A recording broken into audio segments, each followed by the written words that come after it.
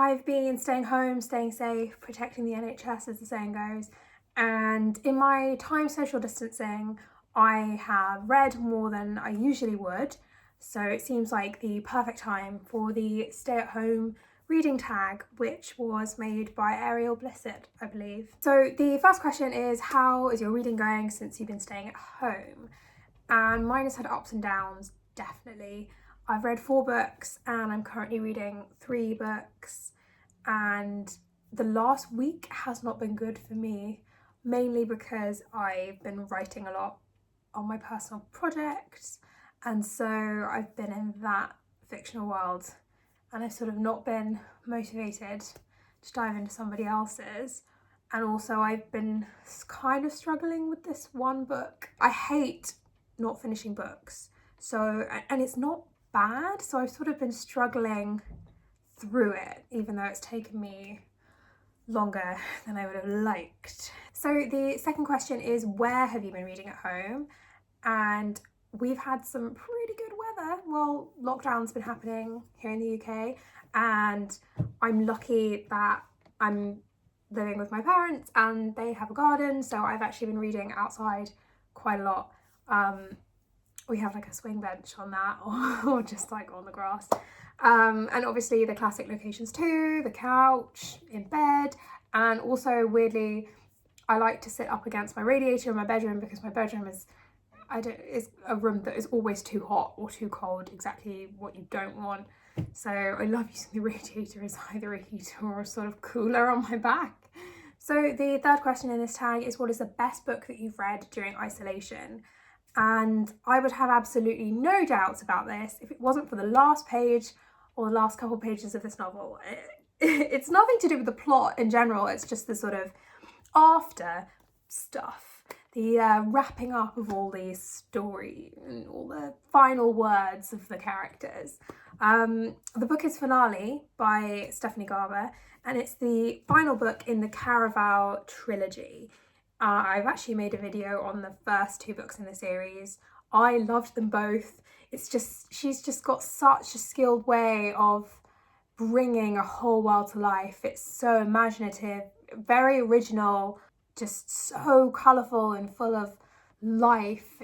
Just the whole series is just great. So you're following sisters Scarlett and Tella, who are your previous narrators from the first 2 books, and they are working together to try and bring down these very powerful magical beings who are sort of trying to take over the kingdom. And I did love it.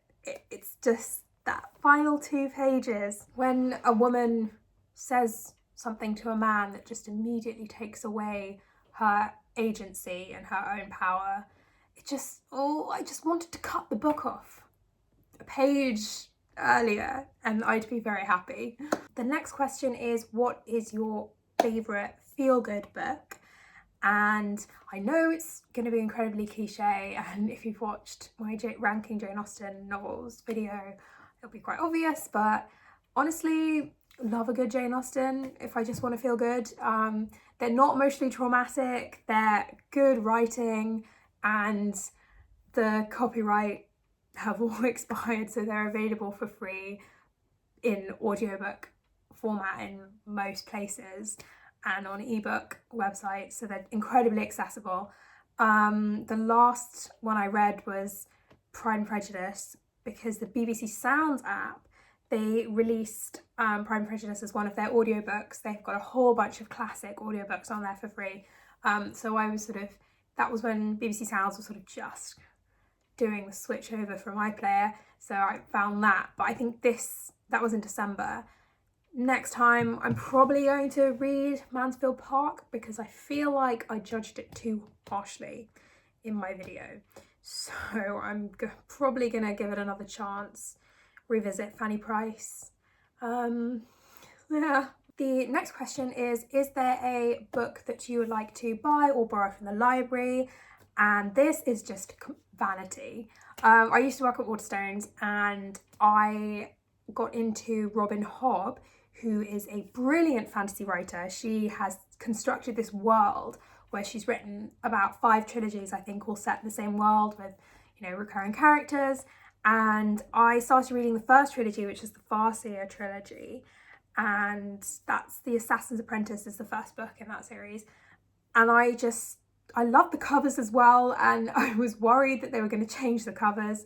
So I just decided to systematically buy through all the trilogies, and I don't have one of the books in one of the trilogies, and it's always bothered me, but I've just never gotten around to buying it for some reason. It's the Live Ship Traders trilogy, and I don't have the third book in that series, so just for vanity, for my bookshelves, I would love to buy that one. So the last question is there an author that you want to shout out during this time period?